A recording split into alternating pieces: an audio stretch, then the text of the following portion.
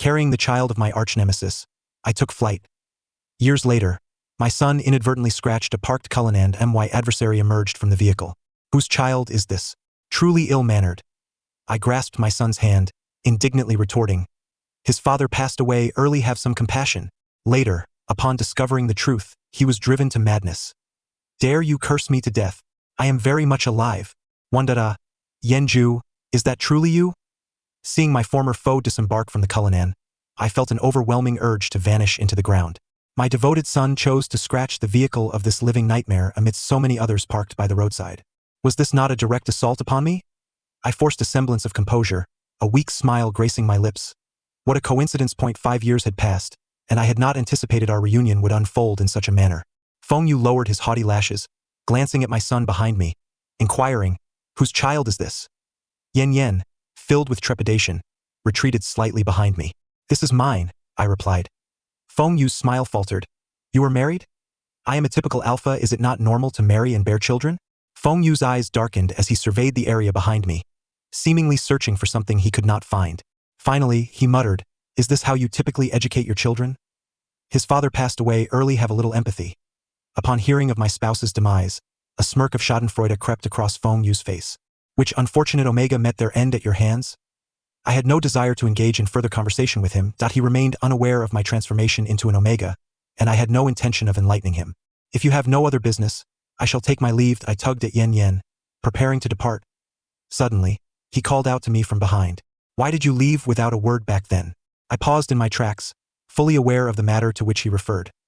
Let bygones be bygones. We are both alphas. No one suffered a loss. Do you expect me to be accountable to you? Feng Yu was momentarily speechless. Years ago, following a night of reckless abandon, I found myself startled awake, gazing at the sleeping Feng Yu. Having just transformed into an omega, I had shared a bed with my sworn enemy. If word of this were to spread, would I not be the subject of ridicule among Feng Yu's sycophants? To preserve my meager dignity, I chose to flee the scene. Not long after, I was confronted by an even more terrifying reality. I was with child. Nothing could be more daunting than this. Was I to approach Feng Yu and say, hello, I am pregnant, and the child is yours? I could not bring myself to do so. Thus, I opted for avoidance. 2. I parted ways with Feng Yu in a rather unpleasant manner. After he departed, a staff member handed me a bill, stating, Mr. Feng initially said there would be no need for compensation, but upon seeing you, he changed his mind and insisted that not a single penny could be spared. You may handle it as you see fit. Upon glancing at the figures on the bill, a headache began to throb at my temples. The exorbitant amount was utterly beyond my current financial means. The staff member, curious, inquired, did you offend Mr. Feng? I could only nod in resignation. My relationship with Feng Yu had never been amicable. Our encounters often ended in conflict. Now that he had found an opportunity, it was unlikely he would let me off easily. Yen, too, sensed the gravity of the trouble I had stirred and sobbed pitifully. What should we do, Daddy? Perhaps you could sell me for money to repay Uncle? 3. My return to Haishur was intended solely to attend my father's funeral. I never anticipated encountering such a predicament. Years ago, I had sworn never to set foot in this place again. Yet, just days prior, a phone call from my mother informed me of my father's passing, urging me to return for his final farewell. In truth, I was reluctant, but he was my father after all, and I ultimately chose to acquiesce. My father had never held me in high regard. No matter my efforts, I could never measure up to my brother in his eyes. Eventually, he sought to manipulate me, intending to use me as a pawn in a marriage alliance with a man older than my grandfather.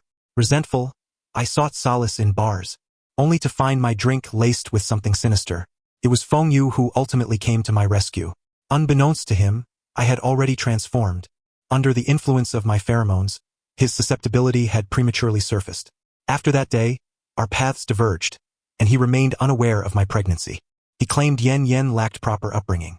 I could not contest this, as my negligence in parenting was indeed to blame. The gravest mistake of my life was perhaps bringing Yen into this world. After his birth, I was compelled by financial strain to send him to a daycare facility.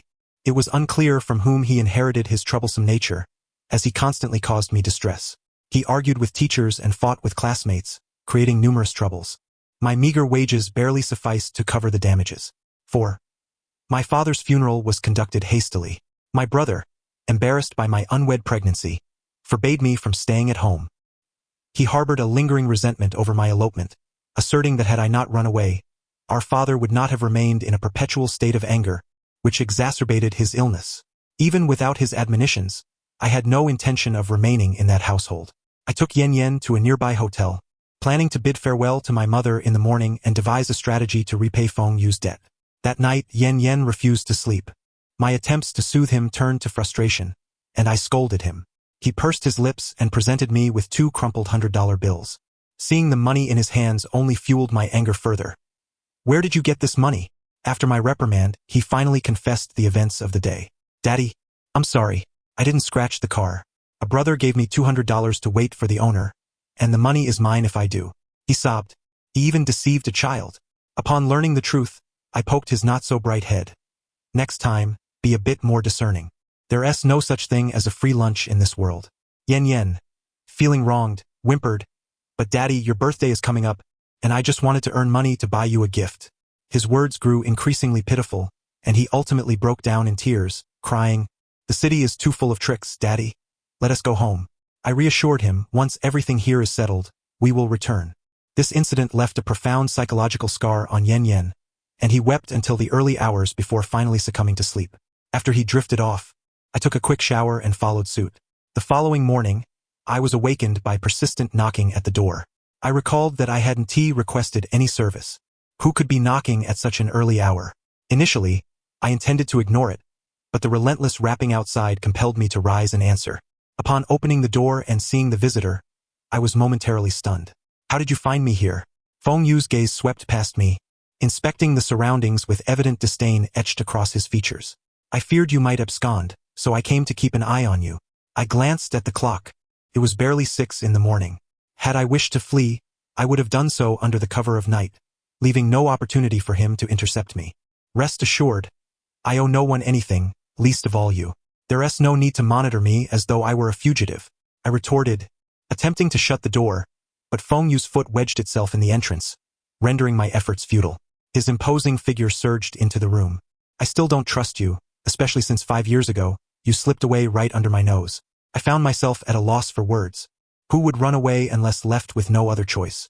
He settled onto the sofa and made no move to leave. "How did I never notice how shameless you are?" Feng Yu drawled lazily, "If a thick skin is what it takes to retain what I wish to keep, then perhaps I shall employ it." He reclined comfortably, treating the space as his domain. I knew he lacked any genuine need for the money. His intent was to torment me. "I cannot produce such a sum at present." "No money, huh?" He propped his leg up and regarded me with a raised brow. "Then perhaps if you utter a few flattering words, I might just feel generous enough to forgive your debt." Who was he attempting to insult? I clenched my fists, struggling to suppress the urge to smash his face in. He scanned the room, his attention shifting to Yen Yen. "Where is that little anchor?" 5. I ventured into the room to check on Yen Yen, still deep in slumber.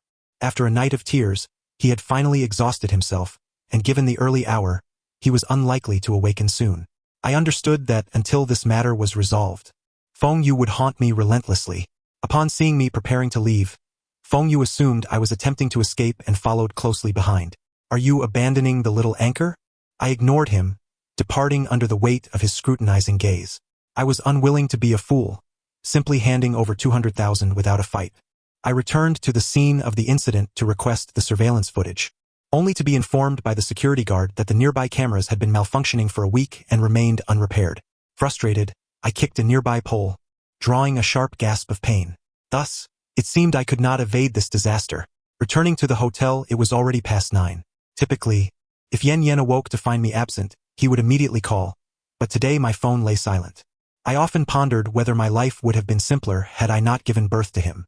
His existence had turned my world upside down. Before long, I was to pay dearly for such thoughts. Upon arriving at my hotel room, I discovered the door ajar. The persistent Feng Yu was nowhere to be found, and neither was Yen Yen. 6.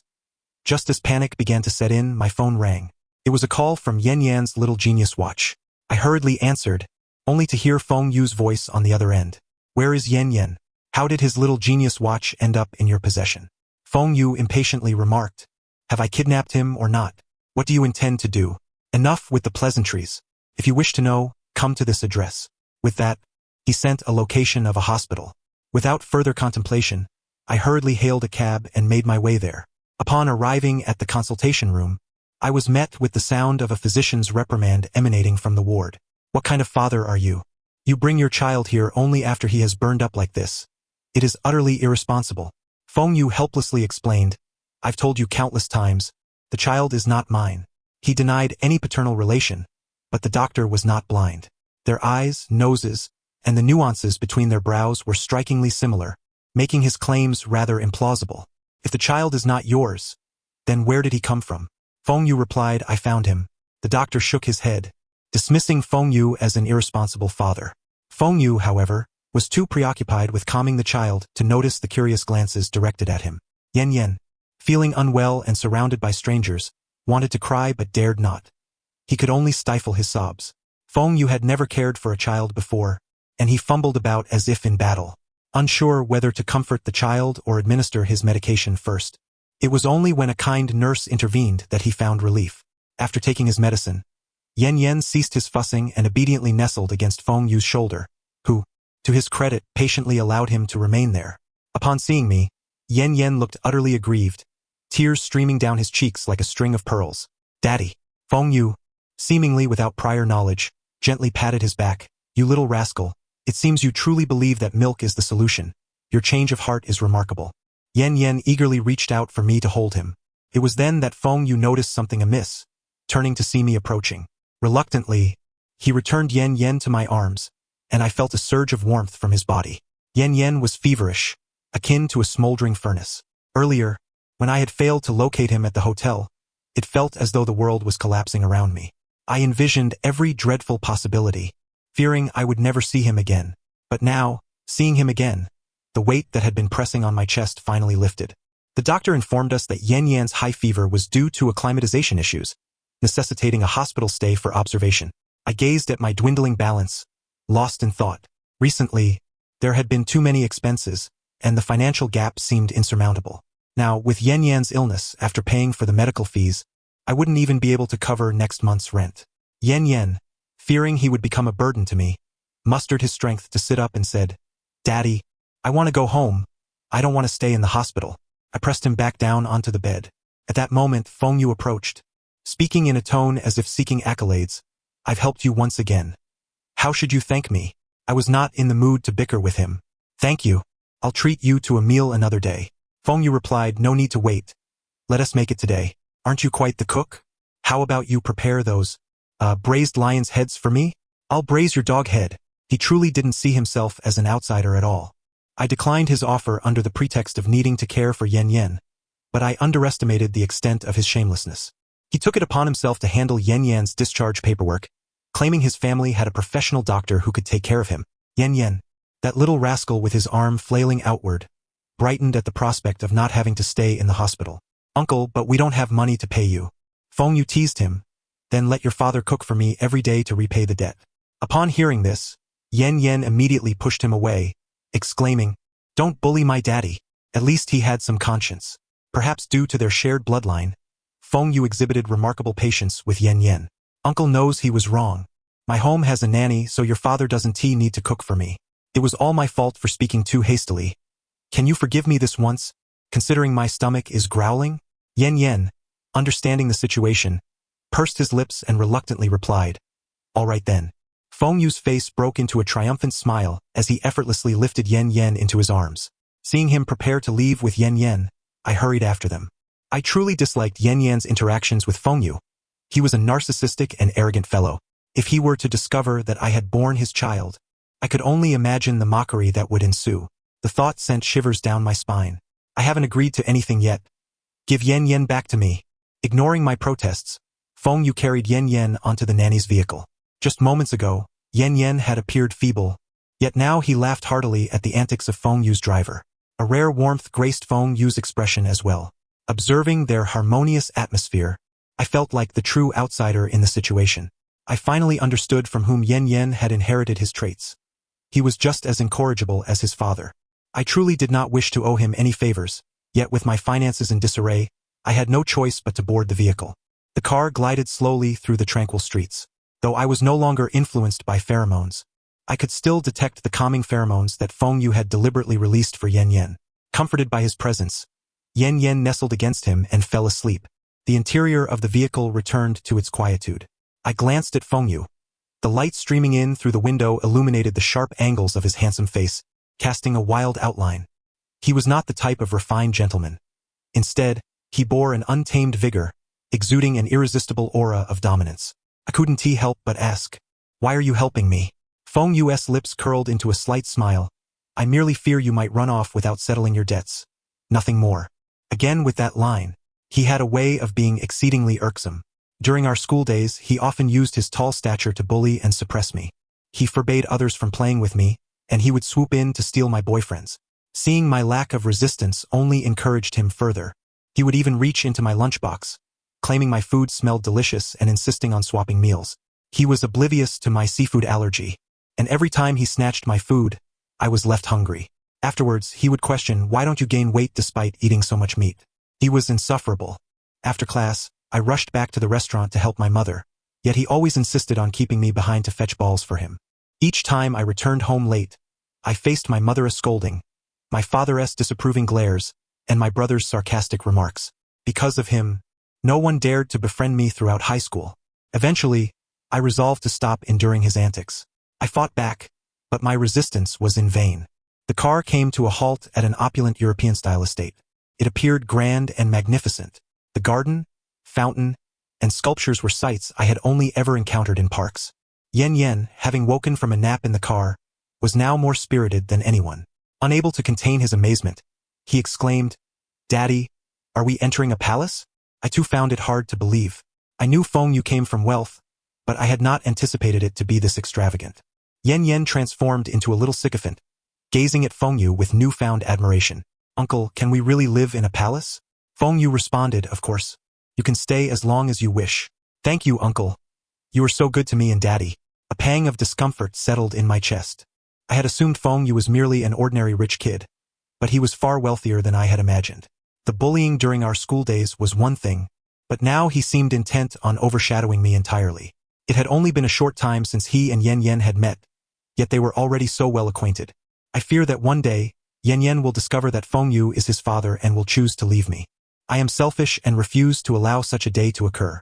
I snatched the luggage back from the driver and took Yan Yan by the hand, determined to depart this place. Feng Yu grasped my arm and inquired, "What troubles you now?" I suddenly recalled an urgent matter that requires my attention. I fabricated an excuse. "Then it's simple. Let the driver take you to attend to it while the child stays here," he suggested, moving to lift Yan Yan into his arms. Mistakenly thinking he intended to wrest Yan Yan from me, I pushed him away in desperation, exclaiming, "He belongs to me. You cannot take him." "What?" Feng Yu's hand froze in midair. An unexpected silence enveloped the air. As I regained my composure, I realized the extent of my earlier outburst. Just as I pondered how to mend this lie, a Rolls-Royce approached from outside. A gentleman of refined demeanor emerged from the vehicle, later revealed to be Mr. Feng Yu's father. The domineering and capricious nature of Feng Yu starkly contrasted with his father's gentle elegance. Mr. Feng remarked, "Why have you not invited your guest home?" Feng Yu, seemingly oblivious to my earlier words, fixed his gaze on me and lamented, "They are unwilling." Mr. Feng then looked at me, then at Yan Yan, before his gaze settled back on Feng Yu. "Only now do you bring the outside illegitimate child home to meet me?" Feng Yu blushed in embarrassment, retorting, "What nonsense. He is from a different father." "Is that so?" A cryptic smile played upon Mr. Feng's lips. "If you don't believe me, ask him yourself," Feng Yu replied sullenly. "How could he have a father?" Mr. Feng merely chuckled, remaining silent. I felt a wave of anxiety wash over me, a cold sweat forming on my back, as I sensed that Mr. Feng was discerning something. In an effort to dispel his doubts, I interjected, "Uncle, you are mistaken. The child is the result of my love with my partner and has no relation to Feng Yu." Yan Yan eagerly nodded along, affirming, "My father is already deceased." Yan Yan possessed an innate linguistic talent, his enunciation clear and his sweet voice resonating throughout the room. I affectionately ruffled his fluffy hair, praising him, "Good boy." "Oh, my apologies. It seems I have made an error." Mr. Feng finally recognized his misunderstanding. I breathed a sigh of relief. Although I had alleviated their suspicions, I could not escape the fate of remaining at the estate. Yan Yan's health could not withstand the strain of constant travel, and coupled with Mr. Feng's insistent hospitality, I had no choice but to stay temporarily. Feng Yu had not deceived me. Under the attentive care of the doctors they provided, Yanyan's health swiftly improved. Yet, another source of unease crept upon me. Yanyan, with his carefree disposition, easily endeared himself to Mr. Feng. As Yanyan grew closer to them, my anxiety intensified. My singular desire was to expedite our departure from this place. The burden of this karmic debt weighed heavily upon my chest, rendering me breathless. After much contemplation, I decided to call Liang, my childhood friend, readily agreed to lend me money, despite my reluctance to ask unless absolutely necessary. I assured him I would repay him promptly, to which he replied, "Why be polite? You can return it whenever you have the means." "Thank you," I said. After hanging up, I turned to find Feng Yu standing ominously behind me. "Why did you not inform me of your financial needs?" he queried, leaving me baffled as I chose to ignore him. I had never felt as joyful as I did today, for soon I would be free of him. On Army Day, Mr. Feng took Yanyan to tour a warship. Upon their return, Yanyan was elated, his joy surpassing that of a trip to an amusement park, as he animatedly recounted his experiences to me. Mr. Feng then broached the subject of Yanyan's education. "Has the child begun school?" "Yes, he is in kindergarten," I replied. Mr. Feng continued, "I imagine raising a child alone must be quite arduous over the years." I was uncertain of his intentions but answered as I usually would, "It is manageable." Mr. Feng remarked, "Yanyan possesses an extraordinary aptitude. He has great potential to become a starship commander." I was unsure of what he was insinuating, aware that my current circumstances could not afford Yanyan a superior education. "Thank you for your concern. I will do my utmost to provide him with the best education possible," I responded. Mr. Feng nodded in agreement. "I believe you can nurture him into a remarkable individual." After our conversation, my resolve to leave this place solidified. At that moment, Feng Yu returned from outside, holding Yanyan. Mr. Feng then shifted the conversation, asking, "Have you considered remarriage to alleviate some of your burdens?" I glanced at Feng Yu and replied, "Not at the moment, but I would consider it if I meet someone suitable." Mr. Feng produced a stack of photographs, organizing them as he spoke. "I happen to have several eligible candidates. You are still young and quite handsome. I am sure they would find you appealing." He extended the photographs towards me. As I gazed upon the images, I was taken aback. I had not anticipated Mr. Feng's interest in matchmaking. However, I was acutely aware of my own circumstances and did not wish to burden anyone. The individuals captured in the photographs appeared youthful and vibrant, each one more alluring than the last. I had matured into a complete individual, but I could not compare myself to them. Thus, even as I had reached maturity, my secret would remain well concealed from others. Upon arriving at the second photograph, Feng Yu abruptly snatched it from my hands. "How lonely are you to be considering these? Do you truly think someone would choose you? Have you even considered your own circumstances? Who would want a remarried person with a child?" I was perplexed by his sudden outburst. Had Mr. Feng not been present, I would have surely confronted him. Although I had no intentions of marrying, I resented his meddling. "This is my personal affair. Do you not think you are overstepping?" Feng Yu fell silent, his bravado evaporated. I reclaimed the photograph and Mr. Feng did not come to his aid, stating, "There is no harm in pursuing happiness. Do not heed his nonsense. Follow your own heart." Feng Yu remained silent. The topic was effectively quelled by Feng Yu's interruption. That evening, he returned home inebriated, his raucous laughter echoing throughout the vast estate. Liang, ever punctual, transferred the funds into my account. Early the next morning, I roused Yanyan from his slumber. He appeared reluctant to awaken, struggling to open his eyes. I shared with him my plan to leave, and upon hearing it, he quietly began to pack his backpack, as if he had long been prepared for our departure. His readiness surprised me. I had assumed that, having experienced a life of comfort, he would be unwilling to return to the shadows of our previous existence. My heart ached at the thought. If one day you discover that your father is alive and quite wealthy, and he wishes for you to remain with him, would you accept? Yanyan pouted, his eyes brimming with unshed tears. "Daddy, please don't abandon me. I promise to be obedient and will never fight with my classmates again." His response stirred something deep within me. Ultimately, these musings were irrelevant. For them, being an unwed mother was a disgrace. Feng Yu would never compromise his family's honor for an illegitimate son, especially when he would eventually marry and have children. I placed the bank card down and took Yanyan's hand, leaving. God knows how resolutely I departed that day. That day, it was Leon who came to fetch me.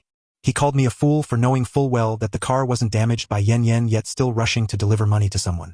I too felt foolish, but Feng Yu incessantly brought up this incident, clinging to me and refusing to let me leave. I feared he would uncover Yan Yan's secret. Reluctantly, I became this unwitting scapegoat, a man as narcissistic as he would surely mock me mercilessly if he learned I bore his child. After Feng Yu awakened, he called me. I did not answer, yet he persisted by sending messages. Did my words yesterday hurt you? I'm sorry, I apologize. Please, will you answer my call? Perhaps I was hallucinating, for I could hardly believe Feng Yu would use the word please. Unable to reach me, he called Yan Yan instead. Yan Yan looked at me and asked, Daddy, can I answer? I ruffled his hair and replied, Sure, say a proper goodbye. Yan Yan eagerly extended his tiny finger to press the green call button. As soon as the call connected, he jubilantly exclaimed, Uncle, are you awake? Does your head hurt? The voice on the other end was somewhat hoarse. No, it doesn't. Where are you and your father? Of course, I'm at home with Daddy. We will miss you. Thank you for your hospitality. I've been so happy these days. I was bemused by Yan Yan's eloquence, seemingly learned from someone. He had certainly been well entertained these past few days. Uncle misses you too. Could you let your father speak with me? I have something to say to him. Yan Yan looked up at me and said, Daddy, Uncle doesn't want to part with us. He has something to say to you. I was both amused and exasperated by Yan Yan's translation. I picked up Yan Yan's watch, but before I could speak, a voice interrupted. Yanjue, you truly are heartless. I was bewildered. What have I done now? Do you think I lack money? I retorted, you don't lack it. You simply wish to humiliate me. Have you achieved your goal? Are you satisfied? Feng Yu fell silent. The other end of the line was quiet for a long while. Then he suddenly called my name again, Yanjue. Can I pursue you? If what I heard before was merely a figment of my imagination, then surely my hearing was now failing me as well. His tone had shifted so rapidly that I almost couldn't process it. What on earth are you talking about? I'm serious. His voice was choked, making it difficult for me to discern sincerity from jest. After a brief silence, I asked, Have you been drinking? Yanjue, do you think I'm trying to amuse you? I indeed believed that was the case. Aside from seeking my amusement, I could not fathom any other reason for his behavior. Just as I was lost in thought, a deafening screech of brakes shattered the tranquility. A heavy truck suddenly barreled into our lane. Leon swerved violently, narrowly avoiding a collision with the truck. I instinctively shielded Yan Yan. The car crashed into the roadside barrier before coming to a halt. After a brief moment of unconsciousness, I gradually regained awareness. Leon shook my body, his face a mask of terror. You've lost so much blood. I struggled to focus. What about Yan Yan? I could hear Leon's voice. Yan Yan is fine, you protected him well. Hearing that Yan Yan was safe, I breathed a sigh of relief before losing consciousness entirely.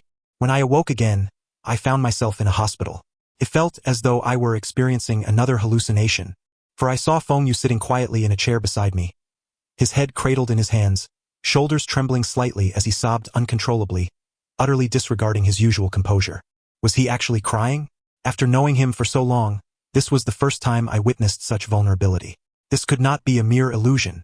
I quickly dismissed that notion as the sharp pain in my body reminded me of my reality. Though I was unable to move, seeing Feng Yu in this state compelled me to make a quip. I'm not dead yet. Are you here mourning my grave? Upon hearing my voice, Feng Yu quickly lifted his head. Unlike his usual banter, he rushed over and embraced me tightly. I winced in pain as his bulk pressed against my injuries. Did I hurt you? He asked, releasing me in a flurry of concern. Once I regained my composure, I pushed him away. Was he hoping to inflict more pain? Otherwise, why had he not offered me a sip of water after I had been awake for so long? I entertained such uncharitable thoughts. How did you end up here? What about Yan Yan? At the mention of Yan Yan, he hesitated. Yan Yan is with my father. You need not worry. My anxious heart finally began to ease. However, I noticed Feng Yu was still gazing at me intently, his eyes filled with unmistakable pity. This gaze made me instinctively tense. Why are you staring at me like that? After a moment of silence, he asked, When did you evolve? I gasped. I never expected this moment would come. Although the car accident had not been fatal, it was still quite severe. The doctors likely discovered my condition while treating my injuries. I twitched my slightly numb face and replied, What do you need to know that for? I'm worried about you. I was not in the mood for his misplaced sympathy. I'm not as pitiable as you think. Spare me your excess compassion. Feng Yu's chiseled features appeared stark and cold. His once lofty demeanor now diminished. I'm sorry, he said. So, Yan Yan is your child with someone else? I was momentarily taken aback. It seemed he was unaware that Yen Yen was indeed his son. I nodded, betraying my conscience. Yes. After a brief silence, he inquired, "What about your gland?" I realized I could no longer conceal the truth, nor did I wish to. I stated matter-of-factly, "It was removed. After giving birth to Yen Yen, I had no economic means. To survive, I had to take on heavy labor, yet people turned me away upon learning I was a. I had no choice but to have the gland removed. Losing my gland meant I could no longer produce pheromones, equivalent to losing half my lifespan. Over time, I would slowly wither away. But I was a second-generation evolution, and the doctor assured me I had a strong constitution, and living another 20 years would not be an issue. Without the gland, I could finally live like an ordinary person. Upon hearing this, Feng Yu froze, his tall figure seemingly struck by lightning, standing there in a daze. The room fell into a profound silence. He clenched his jaw, emotions flooding his face, his gaze tinged with pity. I had never seen this side of Feng Yu before. "Why didn't you tell me? Why should I tell you? I could protect you." This was the most absurd joke I had ever heard. I almost suspected that it was he who had suffered a head injury in the accident. "Perhaps you should get your head examined." Since he now knew I had evolved, there was no reason to continue feigning ignorance. "The room is filled with your scent. Please tidy it up." I had sensed it upon waking. Feng Yu had released a copious amount of calming pheromones, but little did he know, they no longer had any effect on me. At that moment, Leon returned from outside. Aware of the tension between Feng Yu and me, he offered no pleasantries. He approached my hospital bed, pushing Feng Yu aside. Even if Feng Yu was incensed, he did not dare retaliate, standing there like a dejected dog. "Are you feeling any better?" "I'm fine." I wish to spare Leon from worry, yet the pain within my body is a burden only I can bear. Leon is exceptionally considerate. He understands my needs and pours me a glass of warm water. Shortly after I awaken, Mr. Feng brings Yen Yen to visit me. Upon seeing my limbs encased in sturdy plaster, Yen Yen bursts into heart-wrenching tears, her eyes swollen from weeping. So much has transpired recently. The car accident has already delayed my work for several days. When I called my supervisor, before I could utter a word, I was met with a barrage of scolding. My supervisor informed me that I need not return, as my absence had hindered the project's progress, and my remaining wages would not be disbursed. Coming from a family that was already struggling, this plunged us into dire straits. During my hospitalization, Feng Yu frequently came to visit me. In a bid to take me to his home for recuperation, he was met with my refusal. I did not wish to owe him a favor, especially one offered without cause. I feared I could never repay it. Yet he did not relinquish his efforts. Inexplicably inspired, he began to learn about caregiving, clumsily attempting to attend to me. A young master, who has always been the center of attention, could hardly comprehend the nuances of caring for another. "Yenju, let me feed you some fruit." "Yenju, allow me to help you bathe." "Yenju, how about a stroll outside?" "Yenju." I found his incessant chatter utterly tiresome and feigned sleep to evade his attention. He edged closer, softly calling my name. When I offered no response, he leaned in even closer, so near that I could feel his breath. The faint scent of cedar pheromones lingered in the air, delightful to my senses. Just as I was lost in this moment of pleasure, my lips were unexpectedly enveloped by a pair of soft ones. Realizing something was amiss, I abruptly opened my eyes. Feng Yu seemed taken aback by my sudden awakening, hastily retreating a step. "What are you doing?" I demanded. The previous moment of guilt on his face quickly morphed into a smirk as he touched his lips, lingering in the aftermath. "I took your silence as a punishment." What a rogue. On the day of my discharge, Mr. Feng indicated he had something to discuss with me. The room was empty save for the two of us. He observed my injuries with a deep sense of regret and said, "I apologize. I bear a degree of responsibility in this matter." Confused, I replied, "What does this have to do with you?" "I will explain later," he assured, taking a seat. "For now, let us discuss your and Yen Yan's future." That phrase sent a chill down my spine. He produced a photograph, which I accepted, and upon closer inspection, I was startled by the child in it. It was not the child's appearance that alarmed me, but rather the striking resemblance to Yen Yen. I could hardly deny their connection. Noticing my reaction, Mr. Feng chuckled. "This is a photo of Feng Yu as a child. Quite similar, isn't it?" At first glance, I recognized Yen Yen as part of our bloodline. A wave of cold sweat broke out on my back. It dawned on me that he had recognized Yen Yen as Feng Yu's child that very day. Did he intend to claim Yen Yen for himself? Seemingly anticipating my denial, he presented me with a paternity test result. My mind buzzed upon seeing the evidence. "Are you not going to tell him the truth?" he asked. No, I replied, striving to maintain my composure, nearly pleading. I beg you not to mention Yen Yen. Mr. Feng, adopting the role of an observer, inquired, can you tell me the reason? I promise I will not disclose it to anyone. This will be our secret. I trusted him. Had he been the type to divulge such matters, he would have long since informed Feng Yu. After a moment of contemplation, I said, he would not care for Yen Yen, and I do not intend to burden him with responsibility for her. Mr. Feng pressed on. How do you know he does not care for Yen Yen? I averted my gaze, staring blankly at my thigh. He said Yen Yen was uncultured, a burden. Upon hearing my response, Mr. Feng expressed remorse. It is my failure in upbringing. I apologize for his rudeness. This is not your fault, we simply do not get along. Intrigued, Mr. Feng probed further. What leads you to that conclusion? I recounted the events from high school, hoping he would understand and refrain from contesting my custody of Yen Yen. Mr. Feng merely smiled at my story. Are you certain that was directed at you? I nodded. Aside from these remarks, has he caused you any tangible harm? I shook my head. There had been no substantial injury. Yet this was still grave. He shared his observations with me. I believe that young man has a fondness for Yen Yen. Perhaps the situation is not as dire as you perceive. I remained steadfast in my beliefs. Feng Yu's sudden kindness towards me was perplexing. Aside from guilt, I could fathom no other motivation. Mr. Feng stated, I respect your decision, but have you considered Yen Yan's perspective? His words struck me profoundly. I will not interfere between you two, but I urge you to reflect thoroughly. His implication was unmistakable. Yen Yen would lead a transient life under my care, whereas remaining with the Feng family would afford her superior education and an improved standard of living. He then handed me a card, which I realized was the bank card I had given to Feng Yu. He disclosed that he had found the true culprit responsible for the car damage, exonerating Yen Yen.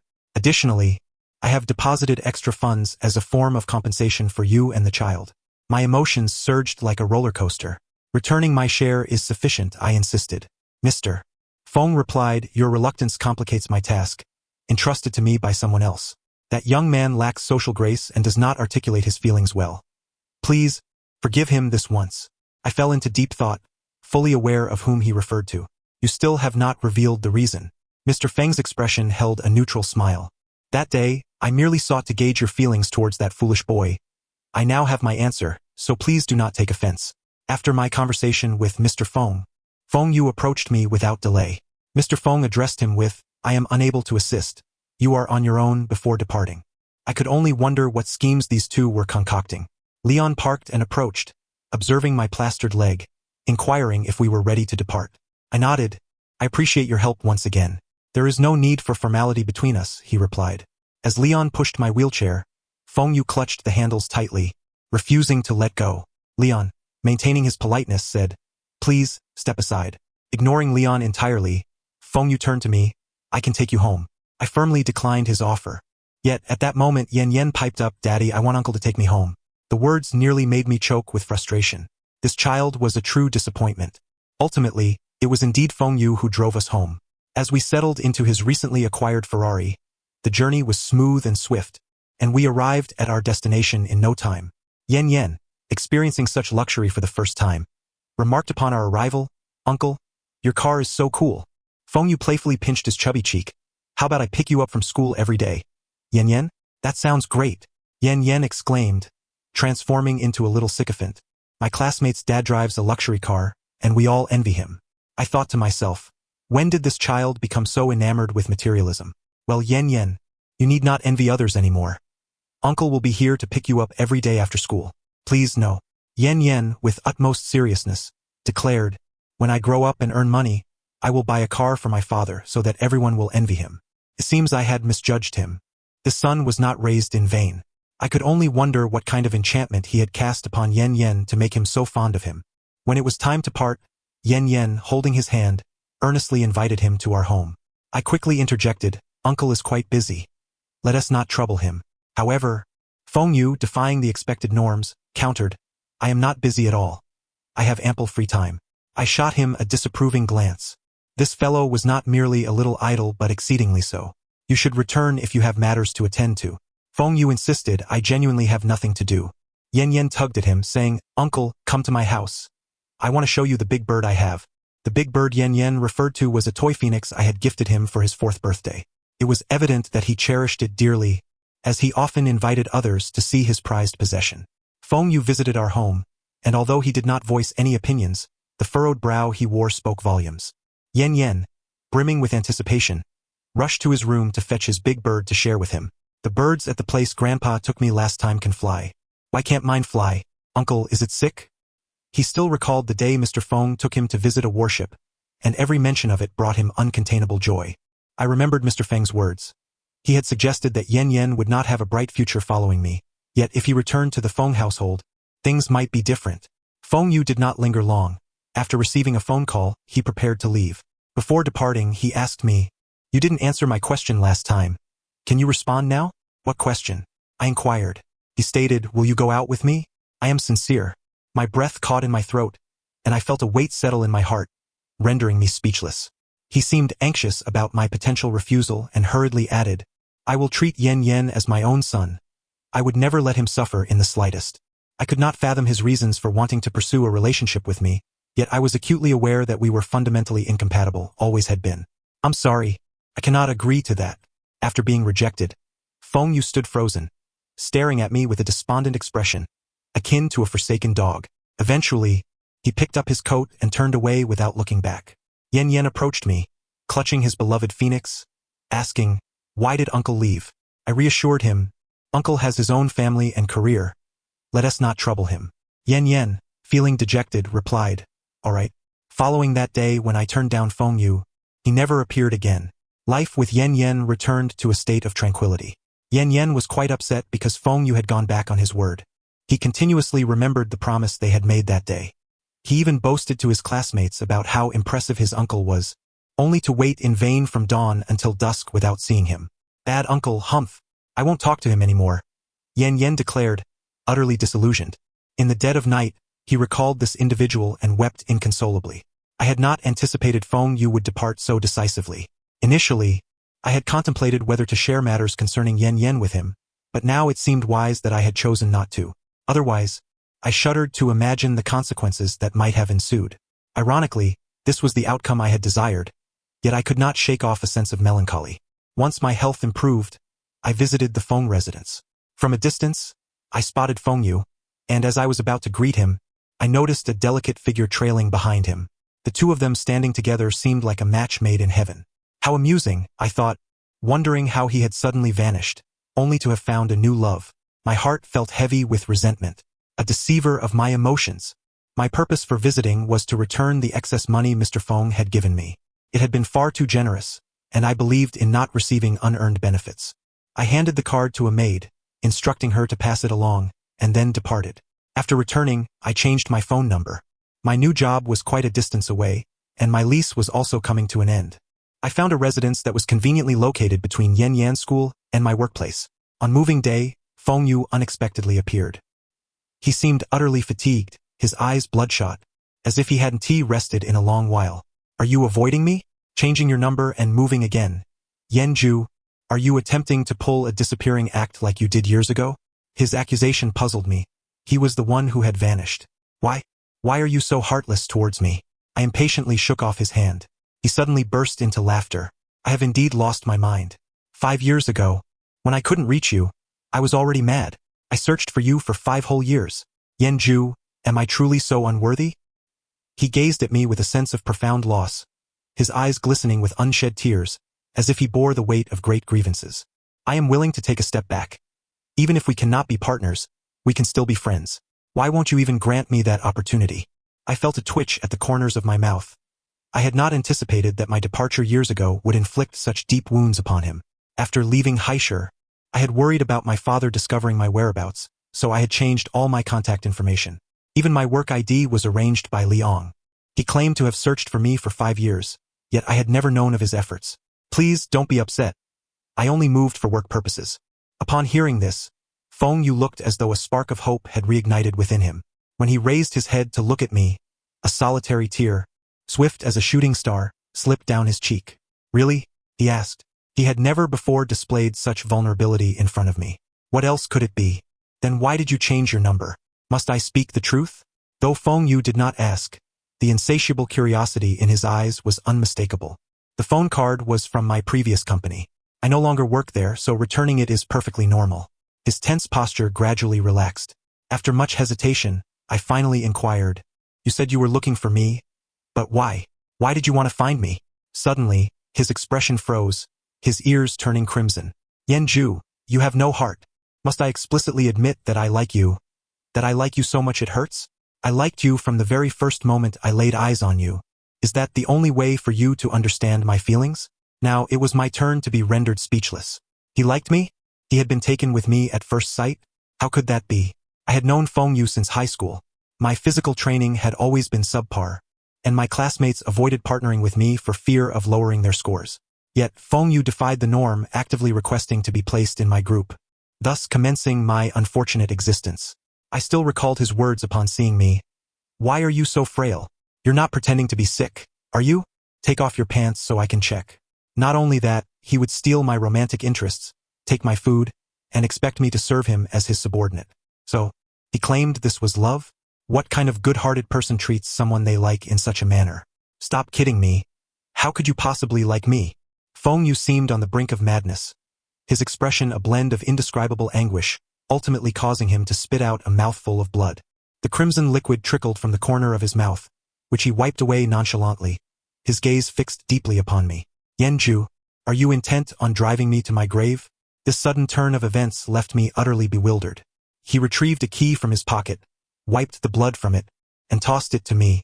"For these 5 years, I have been waiting for you. Do you know how happy I was when I saw you that day?" I fixated on the antiquated key in my hand, my pupils trembling. This was the key to the old house where I once resided, and I stood agape, astonished as I gazed at him. Feng Yu, barely holding himself upright, uttered with a wistful tone, "Can you trust me now?" My heart twisted painfully. "I trust you." After our separation, I moved away from home, a place even my parents were unaware of. Concerned for his health, I suggested we should go to the hospital. The man, weak as a beast, remained rooted to the spot. "Will I still be able to find you when I return?" In utter exasperation, I replied, "I will accompany you." At the hospital, the doctor reassured us that there was no serious harm, just an emotional turmoil that had caused him to cough up blood, and with a couple of days of rest, he would be fine. Since he was all right, it was time for me to return. Feng Yu followed closely, clearly anxious that I might vanish in a puff of magic. "I am not your prisoner. Why are you following so closely?" He persisted. "Yenju, grant me a chance. I will cherish and love you." I was momentarily speechless. "But don't you already have a partner?" Upon hearing this, Feng Yu fell into a spiral of self-doubt. When did I have one? How was I not aware? Soon, he recalled something. "Did you see it that day?" I silently nodded. His expression darkened, and he ceased to elaborate. "I will take you to a place." I rarely witnessed him so grave and earnest. Before I could refuse, he pulled me into the car.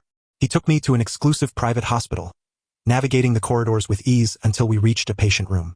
As the door swung open, a figure inside shrank back in apparent fright. Once he recognized Feng Yu, he relaxed. "Mr. Feng, you've arrived." This was someone I had seen the day I visited the estate. At this moment, he donned a blue and white striped hospital gown, his face betraying an unusual anxiety as if he awaited something. "Why have you brought me here?" Feng Yu replied, "You will know soon." When he took me for a checkup, I remained oblivious until I overheard his conversation with the doctor. "Congratulations. The matching was very successful. The transplant surgery can be scheduled as early as next month." A smile finally illuminated Feng Yu's face. "That's wonderful." He clasped my hand to share in his joy, but the pallor of the figure behind him was as white as a sheet. He had truly lost his mind. "So, during your disappearance, you were searching for a gland for me?" An unmistakable joy radiated from Feng Yu's face. "Yes, once the transplant is complete, you will no longer suffer from illness, and I will always be by your side. You are truly deranged." I removed the bracelet from my wrist and discarded it into the trash, leaving without a backward glance. I had not anticipated Feng Yu's insanity. In the capital, conducting a clandestine gland transplant is a capital offense. He was reckless enough to disregard his own life. He sought me out, questioning why I could not trust him, insisting that we were just one step away from normalcy. Even at this point, he remained oblivious to his transgressions. "If you wish to continue our association, please refrain from engaging in actions that harm both others and yourself. Otherwise, I will take Yen and completely vanish from your sight." Feng Yu knelt on the ground in defeat. He appeared pitiable, the faint glimmer in his eyes overshadowed by a profound sense of powerlessness. "Understood," he murmured bitterly. I stole a glance at him. His demeanor resembled that of a dog, an imbecilic dog. Why are you still kneeling like a fool? Feng Yu slowly lifted his head. Confusion etched across his features as he gazed at me. Lost. Didn't you want to date me? What kind of good person kneels to pursue a relationship? After school, I went to pick up Yen with him. Yen was still sulking over his uncle's broken promise. Uncle is a bad guy, deceiving me. Now my classmates are laughing at me, calling me a liar. He crossed his arms, puffing out his cheeks in defiance of Feng Yu. Feng Yu had a knack for handling children and quickly managed to placate Yen. Standing tall in front of his classmates, Yen proclaimed, "See, this is my uncle. He has a big shot, and his house is as grand as a palace. Have you ever seen what a palace looks like?" His classmates cast envious glances in his direction. Moments ago, Yen had been isolated by his peers, but now he was surrounded by little friends eager to befriend him. I hurried over to whisk those two conspicuous figures away. As expected, that evening, I received a lengthy message from Yen's teacher, several pages long, rendering my eyes weary from reading. I promptly assured the teacher that I would educate Yen properly and ensure he would not misbehave again. Feng Yu was also aware of my agreement to date him. He organized a grand banquet at home to welcome both me and Yen. When do you plan to tell that foolish boy that Yen is his biological son? When the time is right.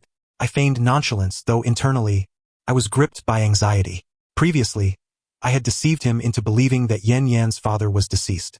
If Feng Yu discovered the truth, he would undoubtedly seek retribution. Ultimately, the truth, like fire beneath paper, would be revealed, and Feng Yu would learn of Yen's lineage. He confronted me with Yen's genetic test results. His father is dead. I chuckled awkwardly. Let me explain. What is there to explain? I was taken aback by his sudden surge of emotion. Just as I was at a loss for words, he unexpectedly pulled me into his embrace, as if yearning to merge our beings into one. His body trembled slightly, his voice hoarse. It must have been tough raising a child alone all these years. At the entrance of the Lena community, a McLaren was always parked. That one is back again. The nearby security personnel were already well acquainted with him. You say your classmate is missing? Nodding, he replied, his name is Yenju. He is in the first grade, tall and slender with fair skin and stunning features. He's the most handsome person I've ever seen. He lives in room 301. His posture was humble, almost pleading. Please help me find him, I beg you. Oh, you mean the child from 301? He moved out some time ago. Anxiously, he inquired, where did he move to? How would I know? Don't you know him? Just call him and you'll find out. Lost in despair, he muttered, he changed his number. Then we can't help you, you should leave. It's about to snow heavily, and the roads will become impassable. After the security personnel departed, they glanced back to find he had not left, shaking their heads in disappointment. This year's snowfall was heavier than in previous years. Soon, the ground was blanketed in a thick layer of white snow, draping it in a pristine bridal gown.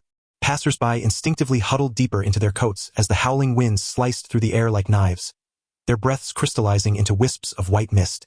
After a snowfall, several security guards took a few swigs of liquor to warm up. Upon returning in the dead of night, they discovered he had not yet left. They approached him, nudging him gently. The roads are already closed. Why haven't you left? This location was remote, the apartment building old-fashioned, lacking even heating, and he sat there, his lips turning pale from the cold. He retrieved a black card from his pocket and offered it to the security personnel. Can I buy this apartment? Upon seeing the card he presented, the security guard retracted his earlier sympathy. If you're so wealthy, why not buy a luxurious villa instead? He said. I wish to wait for his return here. What is he to you? Came the question. Choked with emotion, he replied, just an ordinary friend. Is such a friendship worthy of your devotion? The security guard inquired. Do you perhaps harbor feelings for him? The secret buried deep within him was laid bare. Yet he did not deny it. With reddened eyes he confessed, but he doesn't like me. He vanished before my very eyes. I cannot find him. Who will assist me in searching for him? He had always believed he had offended Yenju, prompting the latter's callous departure. Throughout the past 5 years, he had never ceased his quest for the other. Yet, it felt as though this person had simply evaporated from the face of the earth. Yenju was nowhere to be found. As time passed, he transformed this affection into resentment. He resented the way he had been abandoned so heartlessly, left without a word. Until one day, he spotted a child resembling himself by the roadside. He initially thought it was merely a coincidence. The child's father was none other than the person he had been yearning for over 5 long years. Ah, Yenju, it truly is you. The tale concludes here. Thank you for listening. If you enjoyed it, please do subscribe and give a thumbs up to support. Until we meet again in the next story.